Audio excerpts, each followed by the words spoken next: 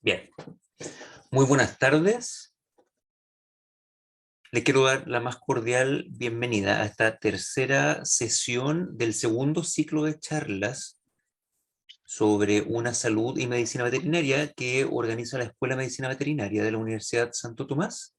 Y les quiero informar además que esta charla va a ser grabada y va a estar a disposición a través del canal de YouTube de la Universidad Santo Tomás como material académico, que me parece que es una muy buena instancia poder dejarlo a disposición de la comunidad, no solo de médicos veterinarios, sino que también de otras profesiones, otras carreras o incluso público en general que pueda requerir de esta información que vamos a tratar el día de hoy, que tiene que ver principalmente con dos temáticas sumamente importantes para nuestra profesión, que son la resistencia antibiótica y la medicina de animales de compañía. La primera charla la va a desarrollar la doctora Paulina Pachá, que ya está con nosotros en el backstage, ¿cierto, Paulina? Hola. Paulina Pachá es médico veterinario de la Universidad de Concepción, es magíster en ciencias veterinarias, mención calidad e higiene de los alimentos, tiene un doctorado en ciencias veterinarias y está actualmente cursando su investigación de postdoctorado, ambos en la Universidad de Concepción. Desde el año 2018 es profesor de la Universidad Santo Tomás en la sede de Temuco y nos va a presentar en este momento la presentación Resistencia antibiótica en medicina veterinaria, verdades, mitos y qué podemos hacer al respecto. Muchas gracias, Paulina. Gracias, Gonzalo. ¿Sabes que no me pantalla? Lo veo enseguida. Ahí deberías poder. Ya.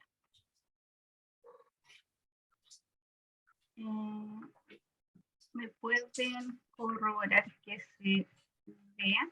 Ahí estás compartiendo. Ya, claro, presentar, ¿cierto? Y ahí está, ¿No? ahí está en modalidad de presentación. Perfecto. Ya. Voy a colocar mi cronómetro para que no me pille el tiempo. En primera instancia quiero agradecer la invitación. Es una temática que la verdad que a mí me apasiona bastante y espero poder cumplir con sus expectativas.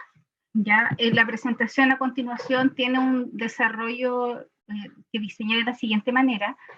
Una introducción recordando algunas temáticas que nosotros vemos en la medida que vamos desarrollando nuestra carrera profesional, que no está de más recordar porque brevemente, si valga la acotación.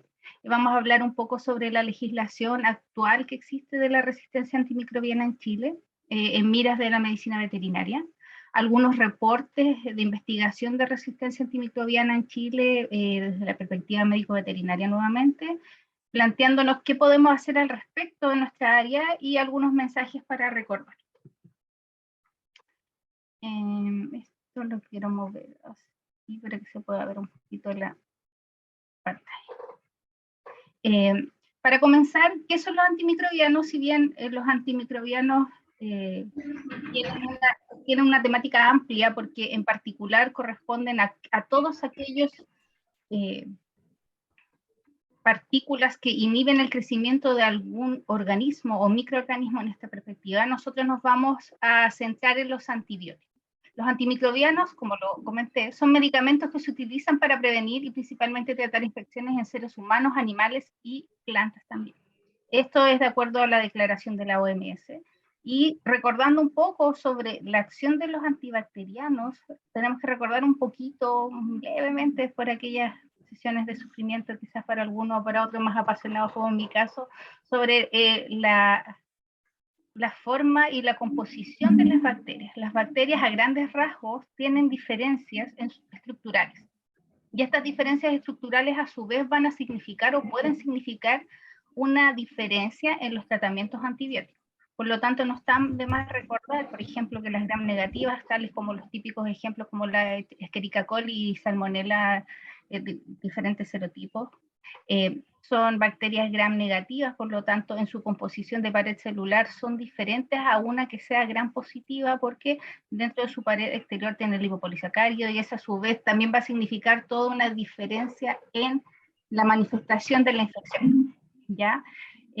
Por otro lado, las gram positivas tienen solamente en su pared celular una capa gruesa y bastante importante de peptidoglicano, lo que le sugiere o le permite una rigidez y estabilidad en el medio ambiente.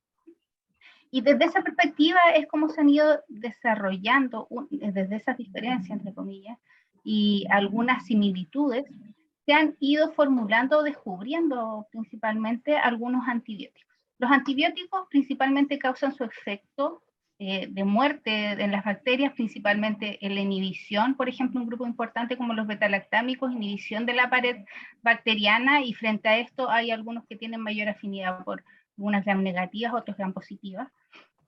Otros, por ejemplo, inhiben la acción en la membrana celular de la composición, lisándolos, inhibir la síntesis de proteínas a nivel ribosomal, ya considerando sus diferentes estructuras, y inhibición de vías metabólicas.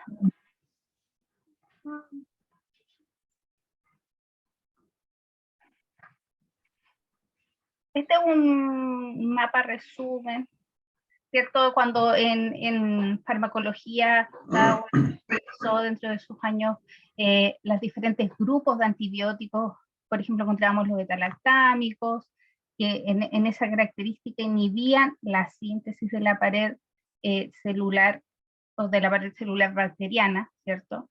Algunos tienen efecto, por ejemplo, en el ribosoma, como son los macrólidos, también las tetraciclinas, solamente que actúan a nivel de diferentes espacios físicos del ribosoma.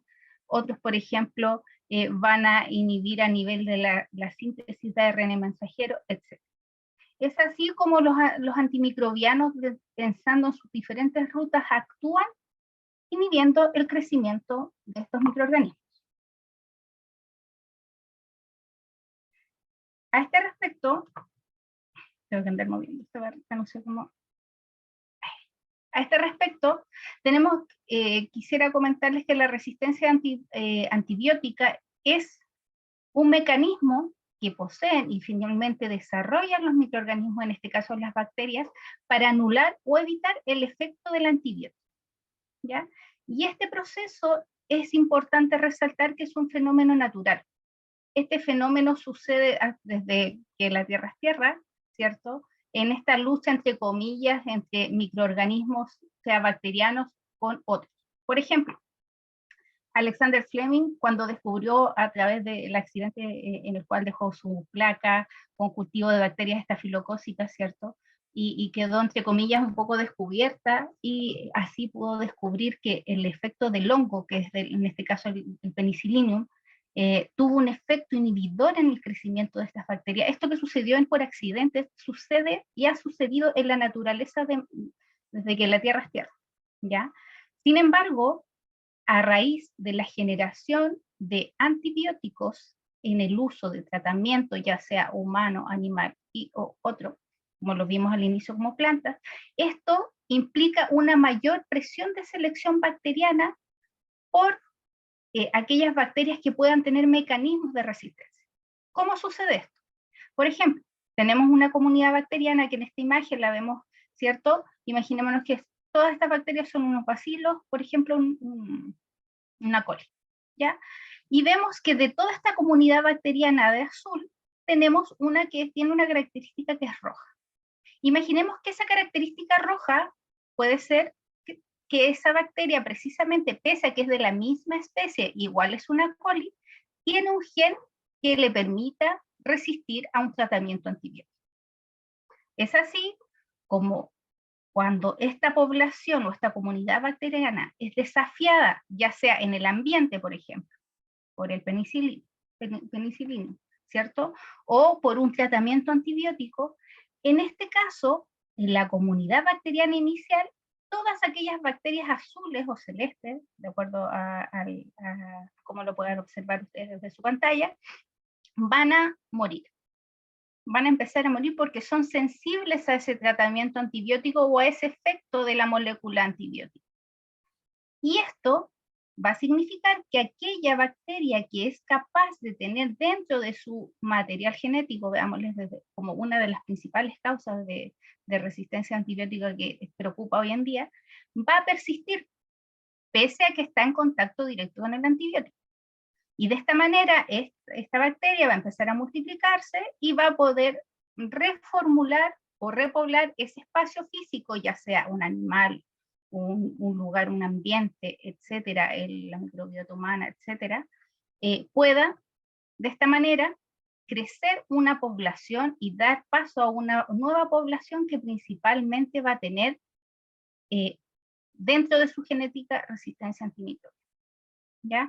Por lo tanto, este efecto que nosotros veíamos que desde que la Tierra es Tierra, por eso lo comentaba, que sucedía en la naturaleza, por ejemplo en el bosque, por efecto de este hongo, hoy en día lo estamos viendo, eso que se desarrollaba en muchos años, cientos de años, ahora lo estamos viendo en lapsus de años, 1 año, 2 años, etc. Ya. ¿Qué mecanismos, por ejemplo, han desarrollado las bacterias como resistencia? Principalmente modifican el sitio blanco de acción del antibiótico, ya sea en la parte del ribosoma, las imágenes que vimos hace unas diapositivas anteriores. Y una de las mayores, como clásicos, historias de resistencia antibiótica es, por ejemplo, el desarrollo de la penicilina e introducción al mercado aproximadamente en 1928. Sin embargo, a partir de la guerra, es importante recordar que en esos tiempos, no pre-antibióticos, mucha gente moría por no tratamiento frente a infecciones o enfermedades infecciosas. Y en la guerra, muchos de los soldados, como ya había antibióticos, se les entregó, por ejemplo, un frasquito con penicilina, de manera tal de que ellos pudiesen tratar aquellas heridas que tuviesen en el campo. Y se sospecha principalmente que a partir de ese alto uso de antibióticos, ¿cierto? Ya en 1940 se empezaron a observar que empezó un aumento de tratamientos en los cuales ya la penicilina no hacía efecto. Ya en este punto en los hospitales en 1940 en humanos se alcanzaba a identificar que no habían tratamientos específicos. Y posteriormente en 1944 se identificó que efectivamente era debido a un gen que se considera en esos años, el gen BLAZ, ¿cierto?, que considera o causa este efecto de resistencia a antibiótico, principalmente por modificación del sitio de acción. Ya no vamos a entrar en mayor detalle de cada uno de los sitios de acción, pero principalmente este es el mecanismo. El antibiótico, imaginémonos la penicilina, es este cuadradito rojo, ¿cierto? Y siempre su efecto lo hacía en esta proteína de unión a peptidoglicano, la PBP2, y calzaba exactamente como un rompecabezas. Sin embargo, las bacterias desarrollaron un mecanismo o adquirieron una manera tal en la cual el sitio de acción, que era exactamente calzaba el rompecabezas de este cuadrito con el sitio de acción, se modifica, en este ejemplo, se achica y ya el antibiótico físicamente no es capaz de unirse al sitio de acción inicial, por lo tanto a esa bacteria no va a hacer efecto el antibiótico. ¿Ya? Acá hay un ejemplo, un cuadro de la fórmula o la forma molecular de la penicilina, y es así como posteriormente en 1959 se desarrolla la meticilina, que tiene una estructura similar y va a tener una acción similar, pero pensando en estas que son resistentes, y poquitos años después, digamos 1 año después, se observa la emergencia de bacterias que ya eran resistentes a este antibiótico, pese a que llevaba solamente 1 año en el mercado, o 1 año en tratamiento, por decirlo así, en hospitales. En 1990 ya esto ya pasa desde ser netamente ligado a hospitales a la comunidad, y por eso se consideran bacterias resistentes de origen comunitario, y esto se atribuye principalmente a un cassette cromosomal que se llama MECA, ya que es algo como una forma un poco compleja en la cual las bacterias van agrupando ciertos genes de resistencia. Sin embargo, en 2011 se identifica que, por ejemplo, para los animales, la principal resistencia antibiótica está dada por un gen que hacía el mismo efecto, que también era un cassette cromosómico, pero que se denominaba MECA.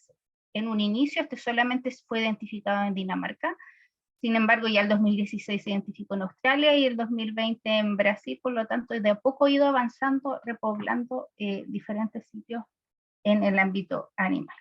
¿Por qué es importante esto? ¿O por qué es de preocupación la resistencia antibiótica? Principalmente porque se proyecta que al 2050 alrededor de 10 millones de personas van a morir de manera anual por principalmente que no haya terapia antibiótica para enfermedades infecciosas.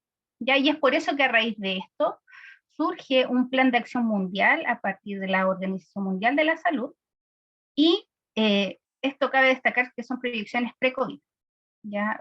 Puede que esto cambie, puede que esto se adelante, quizás no lo sabemos, porque muchos genes como hay un gen de resistencia a amonio cuaternario, que está ligado con genes de resistencia antibiótica, y en el periodo de COVID, mucho del amonio cuaternario que normalmente se utiliza en el recinto hospitalario fue utilizado de manera más global.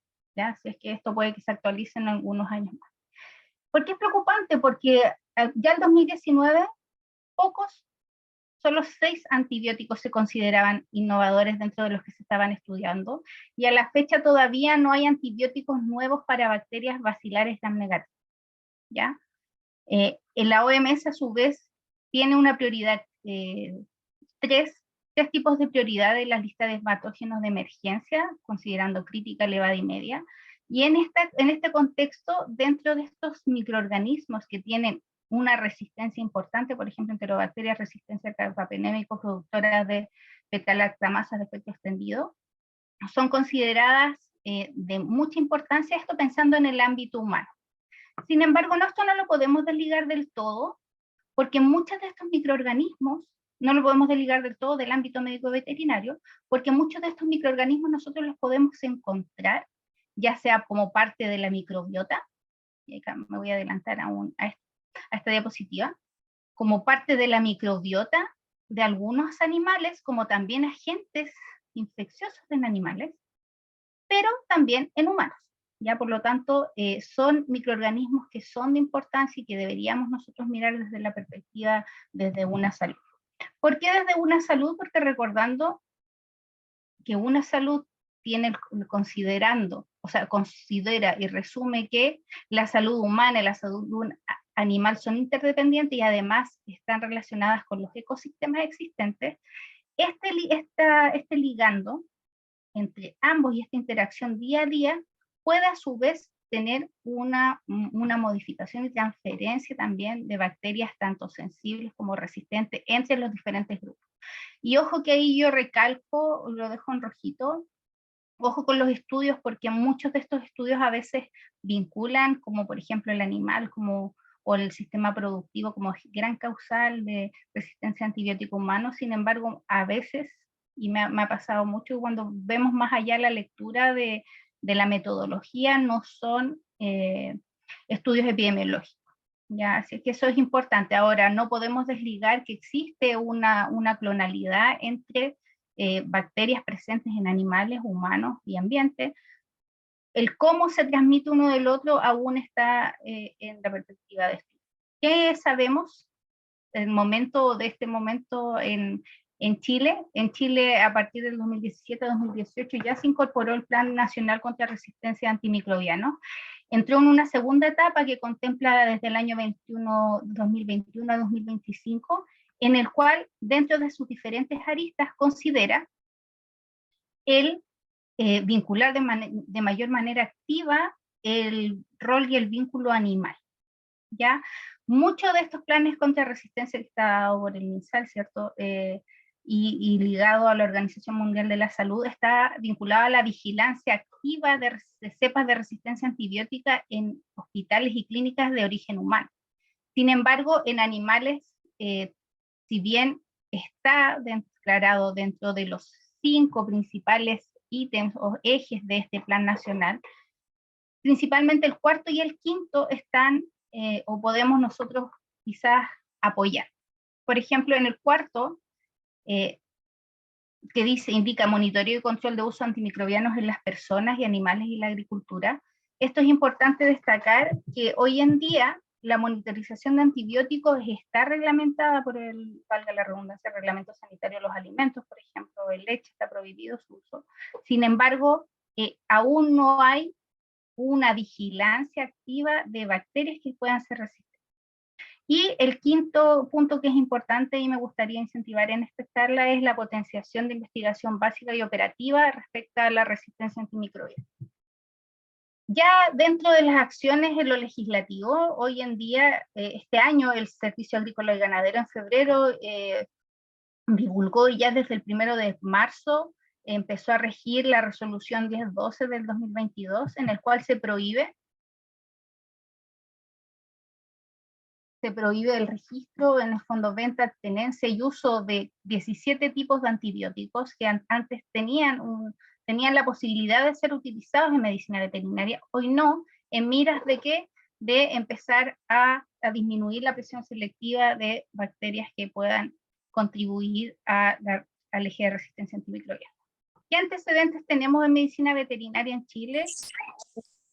Algunos investigaciones que hemos hecho, o por lo menos que yo he trabajado en esto, se publicó en 2020, muy brevemente evaluamos 23 lecherías, de las cuales tomamos 113 muestras de estanque, 56 desde biopelículas, y evaluando los diferentes factores de virulencia, no se encontró la presencia de genes de meticilino resistencia, en los cuales tiene alta relevancia Staphylococcus aureus, ¿ya? Esto fue en Ñuble. En la región de la Araucanía, dentro de un proyecto interno, con la alumna Maciel Navarrete, el año 2019, rescatamos un total de 52 aislados de diferentes orígenes, ya sea animales, esto en el ámbito de lechería, leche, equipo, incluso ordeñadores, y en el ámbito de la industria, muestras de leche de ingreso a la industria para procesamiento. Sin embargo, solamente evaluamos la presencia de genes de resistencia a meticilina en aureus, encontrando nuevamente ningún gen de resistencia en esas bacterias. Hoy actualmente estamos desarrollando una tesis con la alumna Carla Vidal para ver los otros patrones que puedan tener de resistencia antibiótica frente a otro tipo de antibióticos. Este es un poco para contrastar, por ejemplo, monitoreos de resistencia antibiótica en Chile. Esto pensando en infecciones intramamarias, podemos ver que dentro de un mismo país como lo es Chile, comparando el año 2002 al 2018, podemos ver que existió una disminución en la susceptibilidad entre cepas al centrarnos en los beta-lactámicos, principalmente en penicilina, ¿ya? Cuando lo vemos desde lo macro en los diferentes países, esto es parte de la tesis de de Magdalena Castillo del 2020, y comparamos diferentes países en esta tabla con diferentes tipos antibióticos, que lo vemos en las columnas, podemos observar que hay una gran variabilidad dentro de los diferentes países, incluso dentro de un mismo país.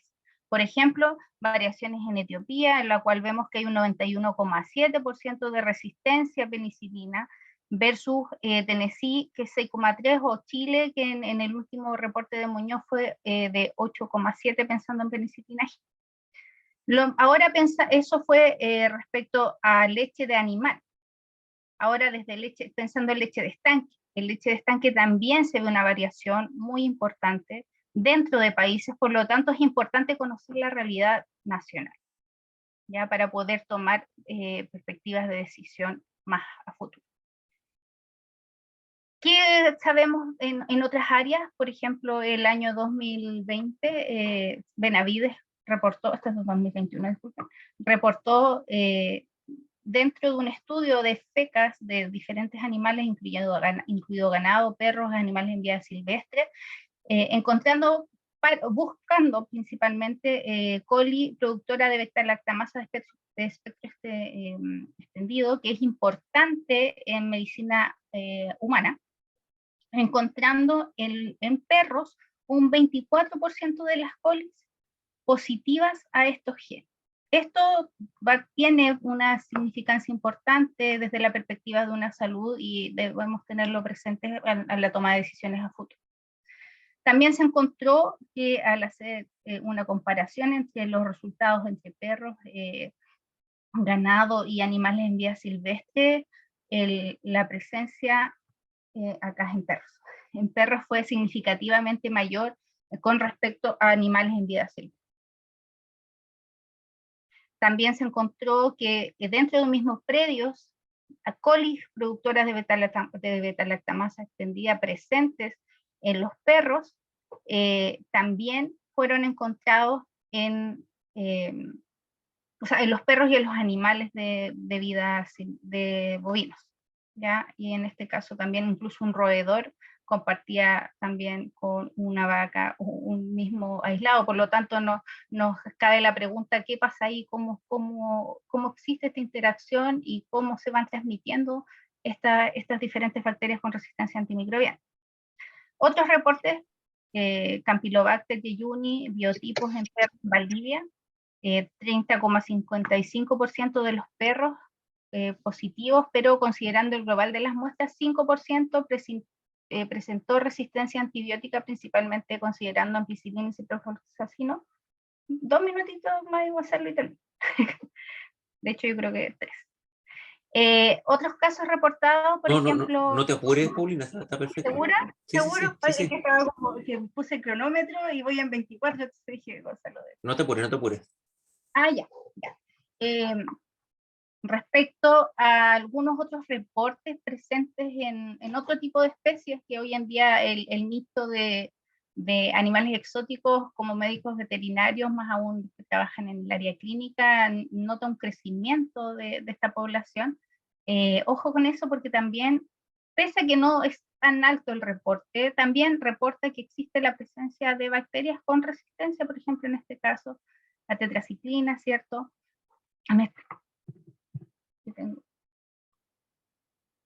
A tetraciclina, a ampicilina y a ceftriaxona. De todos los animales evaluados, fue en la región metropolitana entre los años 2017 y 2018, la prevalencia en el fondo que se encontró desde fecas de este tipo de animales fue de un 2,5%. Por lo tanto, estamos hablando que quizás no son porcentajes tan alarmantes, pero de todas maneras no le quita importancia, porque tenemos que pensar que la resistencia antibiótica es un fenómeno que sucede de manera relativamente rápida, porque hay un estrecho contacto entre humanos, ambientes y animales.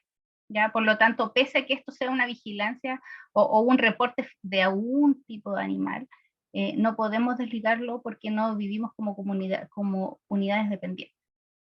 Entonces, ¿qué podemos hacer al respecto? Porque podemos ver que habían resultados que eran relativamente bajos, pero si lo comparamos, por ejemplo, con la prevalencia de cepas resistentes en hospitales en humanos, eso es muy alto, ¿ya? Entonces, ¿qué podemos hacer nosotros como médico veterinario para aportar en este concepto de una salud? Primero, quizás volver a reevaluar las rutas que hacemos de manera actual en nuestro tratamiento, ya sea un paciente en clínica como en el ámbito de producción. Y desde ese ámbito yo les puedo comentar que del ámbito que yo trabajo más, que es el ámbito de producción lechera y calidad de leche, ya hace unos años, por ejemplo, Holanda fue pionero en el tratamiento de la terapia de secado de las vacas, que en un inicio se hacía tratamiento para todas las vacas, se le hacía tratamiento de secado en el cual se les colocaba un pomo antibiótico a todas como manera profiláctica. Hoy en día ya eso en Holanda por lo menos y en muchas partes de Europa está prohibido y está regulado, y que debe ser cambiado por una terapia selectiva. Solamente aquellos animales que cumplan con ciertos criterios, que ahí está donde todavía está la nebulosa, principalmente esos criterios se vinculan a animales que hayan presentado infecciones intramamarias previas, por ejemplo, pueden tener un tratamiento de secado que considere un antibiótico. ¿Ya? ¿Qué perspectiva podemos repensar y considerar en el momento de instaurar una terapia antimicrobiana? Identificación del agente infeccioso y tratamiento del antibiótico que estamos utilizando.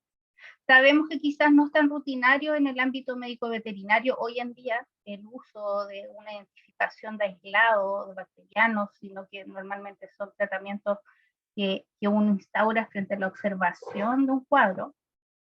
Sin embargo, yo creo que más temprano que tarde va a ser implementado dentro de la regulación nacional por este alarmante futuro que se visualiza de que ya no van a haber tratamientos frente a enfermedades infecciosas en humanos, ¿ya? Y esto nos va a afectar evidentemente a todo, y por eso se está tratando de regular las diferentes rutas. Y otra cosa importante es recordar que en el momento de la selección del antibiótico frente a ese paciente, animal de producción, recordar también los espectros del antibiótico. Hay algunos antibióticos que son de espectro reducido, por lo tanto, si necesitamos hacer un tratamiento frente a una bacteria gram negativa, utilicemos aquellos antibióticos, terapias antibióticas, que son con foco a bacterias gram negativas, y no ocupemos una de amplio espectro que va a ser para ambos grupos, en el cual podemos hacer involuntariamente esa selección, sí, selección antibiótica de nuevas generaciones de bacterias que sean resistentes, ¿ya? Por ejemplo, los aminoglucósidos principalmente son utilizados para gram negativos aerobios o enterobacterias no fermentadoras, y de todas maneras no utilizar el tratamiento antibiótico de manera profiláctica frente a enfermedades virales, algo que bastante se recalca en la formación, pero hoy en día toma mayor relevancia que nunca, ¿ya?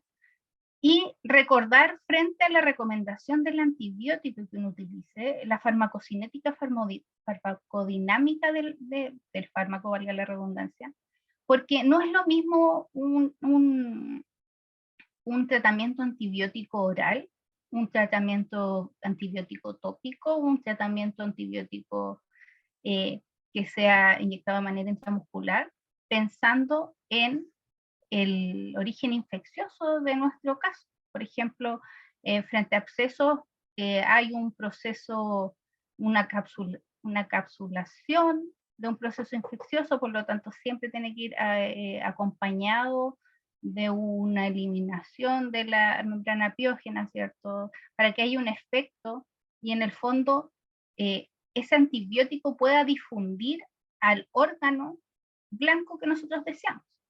Ya no es lo mismo utilizar un antibiótico que queremos que llegue a piel versus la glándula mamaria. La glándula mamaria está,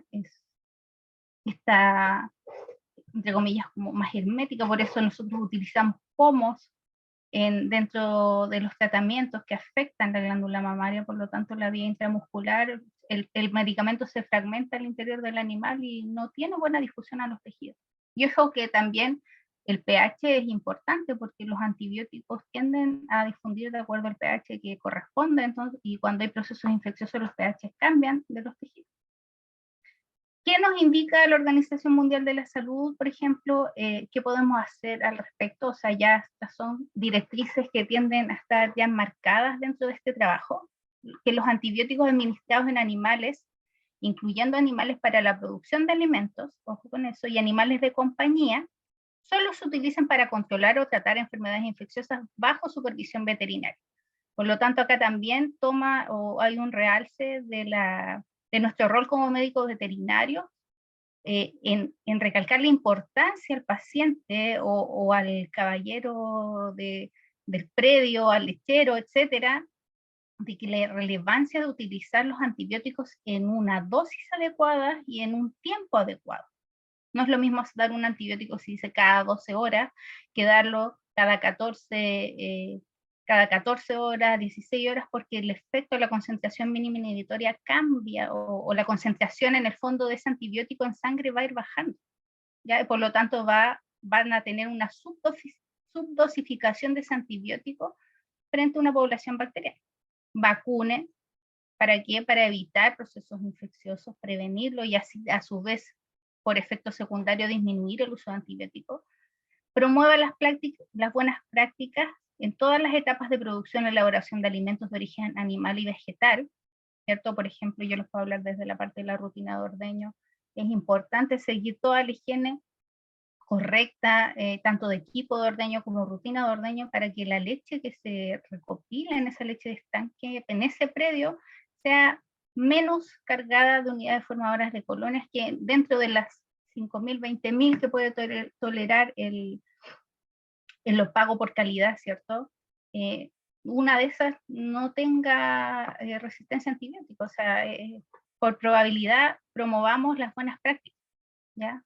Adopte sistemas sostenibles que incluyan mejor higiene, bioseguridad y manejo libre de los animales, y implementar normas internacionales, dentro de las cuales ya hoy en día se está haciendo cargo el gobierno, ya desde la perspectiva del servicio agrícola y ganadero, y prontamente desde la industria alimentaria, ¿ya? Y para finalizar, algunos mensajes que quisiera que recordaran. La resistencia antibiótica es una problemática que es, desde la perspectiva de una salud, el rol del médico veterinario como profesional capaz de prescribir antibióticos es crucial, independiente del área en la cual nosotros trabajemos, ¿cierto? Podemos tener una diversidad de áreas de trabajo, pero la responsabilidad es importante en cada una de ellas. Actualmente la evidencia de cepas de resistencia antibiótica en Chile en el área de producción de alimentos es escasa. Hay algunas otras tesis que tienen algo de información, hay algunos en Listeria, ¿cierto? Sin embargo, todavía hay un espacio importante para investigar. Ya, actualmente sí, el reporte que mostré hace unas diapositivas atrás, yo lo encuentro que es preocupante que el 24% de los perros en los cuales se identificó el coli sean productores de beta-lactamasa, porque es algo que ya tiene miras la preocupación a nivel de Organización Mundial de la Salud y que pueda tener relevancia en salud humana. Y hay que alinearse con los planes de resistencia antibiótica, pensando en la investigación necesaria para que de alguna manera podamos aportar en que la legislación que el día de mañana sea implementada en, por ejemplo, hacer vigilancia de algunas cepas en algunos productos alimenticios con algún perfil de resistencia, sea acorde con la realidad nacional. ¿Ya? Y desde esa perspectiva yo creo que cada uno puede aportar con su granito de arena. Y como último mensaje, los antimicrobianos, si bien nosotros abordamos acá el efecto del antibiótico, es importante recordar que esto también incluye antivirales, antifúngicos y antiparasitarios, ¿ya? Por lo tanto, es una preocupación que como médicos veterinarios deberíamos tener latentes en el día a día de al ejercer nuestra profesión. Y acá no sé cómo dejar de compartir, creo que acá.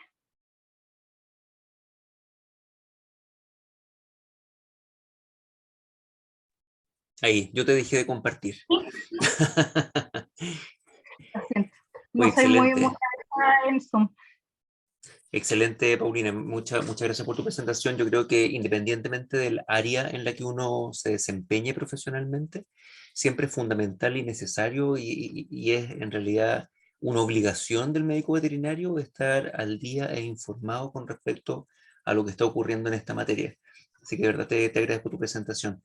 Y antes de ofrecer la palabra, claro, yo tenía ciertas dudas con respecto a lo que ocurría con los antiparasitarios, por ejemplo, que también está muy en discusión de qué manera los parásitos han ido desarrollando ciertas resistencias también en las distintas especies, en equinos, bovinos y animales de compañía. Y mi pregunta es, ¿cuán, ¿cuán conectados estamos realmente con la medicina humana respecto de los acuerdos, ¿cierto? Que tú comentabas a nivel internacional, entendiendo las directrices que se comenta en la OIE, en la Organización Mundial de la Salud, ¿no es cierto? Para intentar frenar la curva de resistencia de los antibióticos, sí, de los antimicrobianos. Y de momento en la fecha, bueno, esto como de acuerdo a la evidencia que se ha encontrado con la legislación actual, es algo que se tiene como en un pendiente. Se sabe que es una preocupación, se sabe la importancia de esta perspectiva de una salud, pero como mostrado de momento los lineamientos indican que hay vigilancia de antibióticos, por ejemplo, en los alimentos. Y eso está reglamentado actualmente, la legislación lo indica.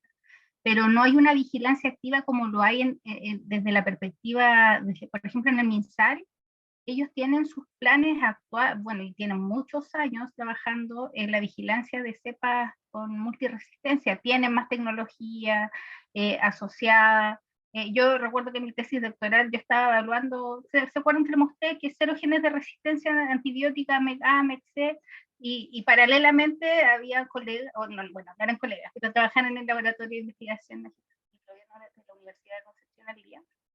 Me decían, Pauli, pero ¿cómo no va a tener ninguna positiva? Mira, nosotros somos como súper todos positivos, y yo corría mis geles en ese tiempo de PCR y nada, pues, con suerte, o sea, me amplificaba el control positivo.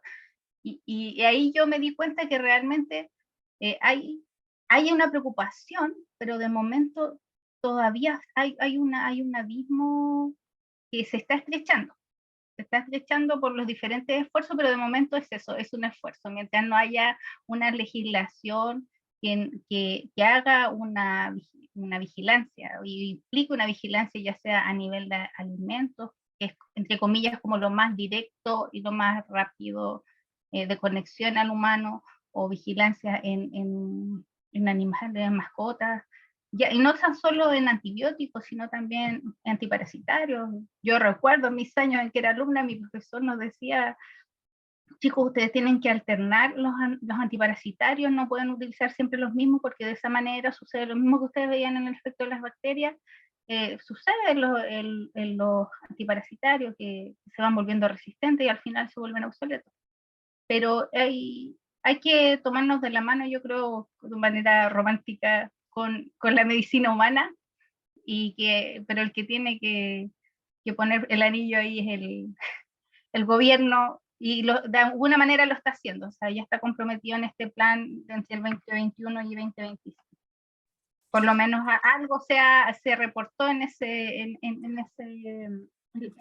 primer reporte preliminar, y ya se están haciendo algunos esfuerzos en el ámbito de salmonella, en el ámbito de producción de aves, carne de aves.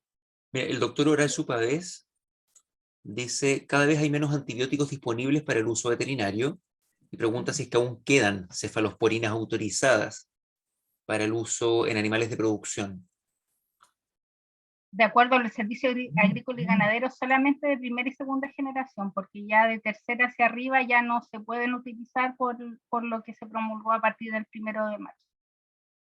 Entonces, también yo creo que todavía hay un espacio importante para la medicina veterinaria hacer en esta vigilancia, hacer laboratorios de vigilancia de resistencia para efectivamente ir escalando. Es importante escalar, o sea, frente a grupos o enfermedades infecciosas sensibles, utilizar antibióticos que correspondan, y si no hay tratamiento o hay una persistencia de la infección, o idealmente acompañarla, ¿cierto?, de un antibiograma, pensando en todo lo que significa en tiempo, no es algo tan mediato, pero de alguna manera empezar a implementar esa ruta que se utiliza en el humano, en los animales y en el ámbito productivo, porque tarde o temprano nos va a pasar la cuenta si no se hace. Perfecto. Morelia Poblete pregunta sobre los antibióticos que se utilizan para la prevención de infecciones secundarias que pueden ser causadas por bacterias cuando se hace el tratamiento por una infección micótica con antifúngicos. ¿Esto contribuye más a la resistencia antibiótica? Es como bien amplia la pregunta, Sí. pero de alguna manera, siempre que tú utilices un antibiótico, es como la imagen que yo mostraba. Tú tienes una población y tienen que, en general, las microbiotas o las comunidades de microorganismos presentes en los diferentes órganos, hoy en día se sabe que tanto animales, personas, humanos, etcétera, tenemos una microbiota que tiene un efecto de protección, ¿cierto? Es una barrera física que protege la nueva colonización de bacterias o microorganismos patógenos. Ahora, si hay un proceso, muy desde mi opinión, ya ojo con eso, si hay un proceso infeccioso por un hongo, ¿cierto? De alguna manera, profilácticamente se va a empezar a evitar el uso de estos tratamientos profilácticos por la misma merma de microorganismos que pueden estar presentes en esa microbiota natural, que son sensibles, que ocupan un nicho, que ocupan un espacio, y que por el uso de ese antibiótico van a empezar a disminuir su población, dando pie a un espacio físico probable de colonización de otras bacterias. ¿Ya? Entonces, como antiguamente quizá, o no tan antiguamente, hoy en día uno lo usa, pero yo creo que es algo que tarde o temprano se va a empezar a regular.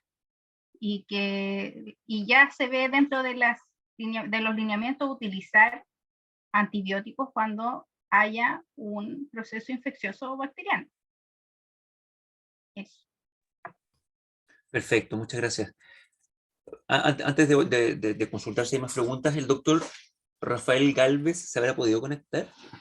No sé si hay un Anón, ¿será él? En el chat hay otra pregunta, dice Ceftiofur es tercera generación y disponible en el comercio para uso en animales. ¿Será retirado pronto? Es buena pregunta. Mire, no sé si me escucha. Sí, sí. Es que pensé que había esto es lo que está publicado. Dice, cefalosporina de tercera y cuarta generación en combinación con inhibidores de beta-lactamo. Entonces, lo más probable es que Ceftiofur solito no, pero ya yo creo que de alguna manera va a empezar a eliminarse el uso de cefalo. Quizás este fue el primer corte, es algo muy de, ay, de nuevo no sé cómo dejar. Acá. Es como algo que recién empezó, fue así como súper, empezó a divulgarse un poco en febrero y ya en marzo estaba publicado, y pese a que uno sabía que de a poco nos iban a empezar a restringir en el ámbito de leche, no hay ni una legislación, pero yo ya veo que pronto, más pronto que tarde, de nuevo vamos a empezar a tener que utilizar terapia selectiva, y en Chile es un tremendo problema porque si no hay registro, no sabemos quién se enfermó, y si no sabemos quién se enfermó, no sabemos a quién hacerle tratamiento, entonces como de alguna manera hay que reordenarse. Pero eso de tercera generación, de momento lo que se indica es tercera y cuarta con inhibición de beta-lactamasa.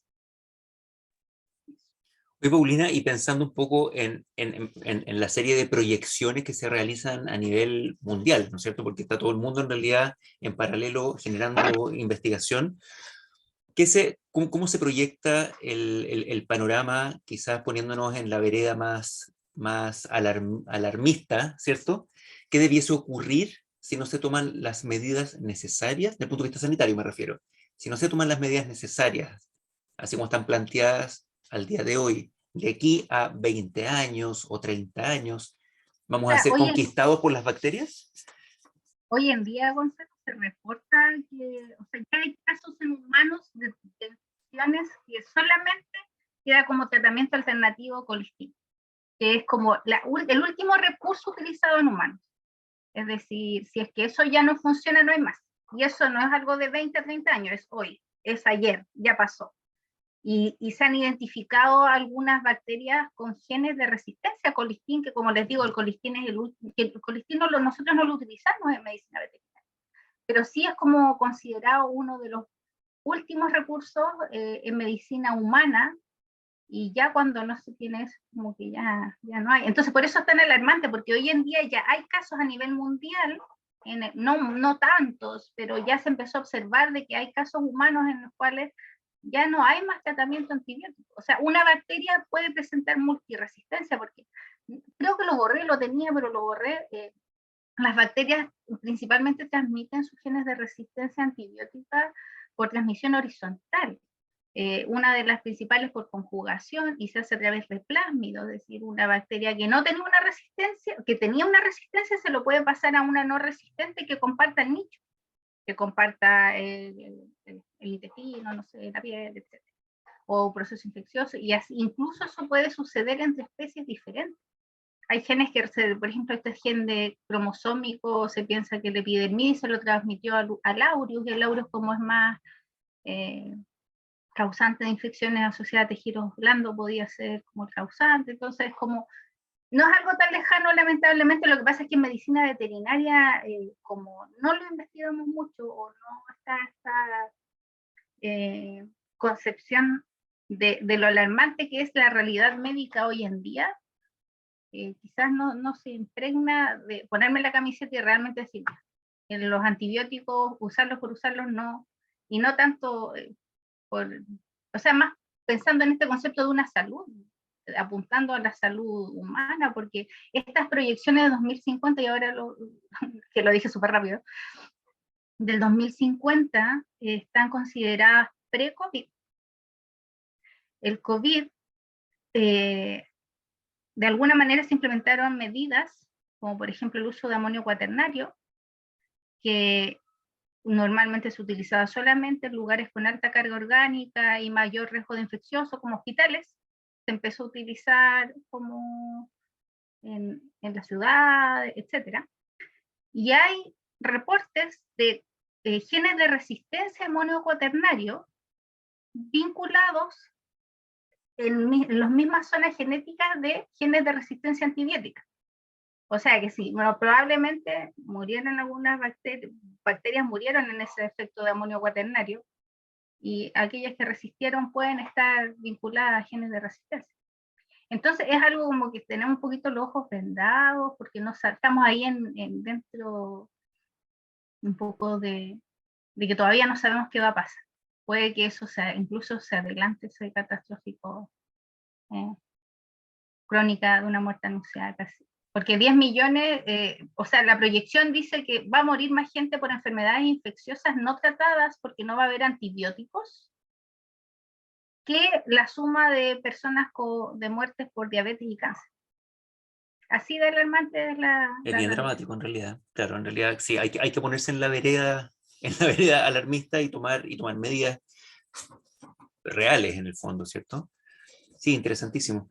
Aprovecho de decir, el doctor Rafael Galvez estaba con un problema y lamentablemente no se pudo conectar, y por eso estamos aprovechando de estrujar a la doctora Paulina Pacha con todo su conocimiento. Encuentro que es sumamente interesante. No sé si hay más preguntas de los que están presentes. ¿Alguien quiere hacer alguna otra pregunta? Paulina, porque se habla, claro, se habla de manera bien general de antibióticos, de antiparasitarios. En la última imagen que mostraste también nombras las enfermedades virales, pero si uno tuviese que ponderar cada una de ellas, efectivamente las enfermedades bacterianas siguen siendo las más importantes en términos de prevención de la resistencia, o las debiésemos considerar todas de manera equivalente. Desde mi opinión, o sea, desde lo que yo conozco, de momento se le ha dado prioridad al ámbito de resistencia antibiótica porque es lo que ahora, hoy en día ya, está afectando, y es algo que si no se intenta regular, avanza muy rápido. Pensemos que las bacterias en general tienen un rango de replicación logarítmica, no sé, de minutos, 19, 20 minutos la coli, etcétera. Entonces, sí, su, su intervalo de vida es mucho más rápido que el de nosotros. Ahora, lo de los virus también, pero en general esos tienden a ser o por recombinación genética, por mutación, esto que pasó con el COVID, ¿cierto?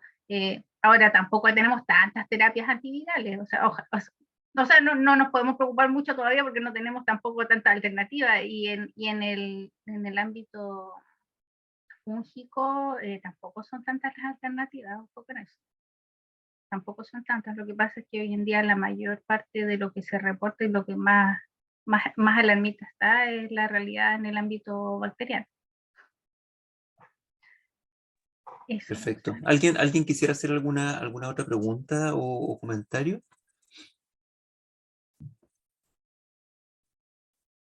Yo les recuerdo a los que se unieron un poco más tarde que la presentación está siendo grabada y va a estar a disposición en el canal de YouTube de Santo Tomás, en el canal de la Facultad de Medicina Veterinaria. Lo vamos a subir, les vamos a compartir el link para que lo puedan utilizar como material académico también para sus clases. Porque realmente estuvo sumamente interesante, Paulina. Te agradezco mucho tu tiempo y tu disposición. Gracias. Ojalá que haya sido un aporte, porque la verdad que a veces uno piensa, servirá, no servirá, será muy Y básico. hay que terminar los tratamientos, ¿cierto? Los tratamientos hay que hacerlos hasta el final, hay que ser responsables con la adherencia a las terapias, que ahí también tenemos un tema súper importante a abordar en medicina veterinaria y en medicina humana. Los niveles de adherencia a las terapias son bajísimos y la gente, las personas y en nuestro caso los tutores, me imagino que quizás pasa algo similar también en producción, tienden a cortar los tratamientos habitualmente cuando ya dejan de presentar síntomas. Y Además eso, que los días de resguardo, entonces como no, si ya no parece que ya no está enfermo, pero por eso la idea es compartirlo entre colegas, porque como profesionales nosotros tuvimos farmacología, tuvimos microbiología, vemos desde otra perspectiva los procesos biológicos infecciosos. exacto. Entonces somos capaces de ver que hay un efecto más allá de lo visible actual, sino que hay un efecto, valga el enredo. Sí, exacto. No, perfecto. ¿Alguna otra pregunta antes que sea demasiado tarde y nos conquisten las bacterias? ¿No? Muchas gracias por la charla. Dice, este tema es muy relevante de Álvaro Machuca y necesitamos hacer conciencia no solo entre nosotros, sino que también en los tutores. Sí, sin duda alguna. Ahí yo creo que tenemos que ser más categóricos con respecto a eso, en realidad. Ahí nos falta quizás un poquitito de convicción frente a ese rol que cumplimos nosotros como educadores, frente a los tutores, frente a los estudiantes, frente a los productores, etc. Bien, así que con ese agradecimiento del doctor Álvaro Machuca, te vuelvo a agradecer, Paulina, tu tiempo, tu excelente charla. La verdad que estuvo súper interesante, muy entretenida. Y les recuerdo entonces que va a estar a disposición ya a partir de la próxima semana y nos vemos en una próxima actividad. Muchísimas gracias. Que tengan excelente tarde. Muy bien, chao, chao. Chao.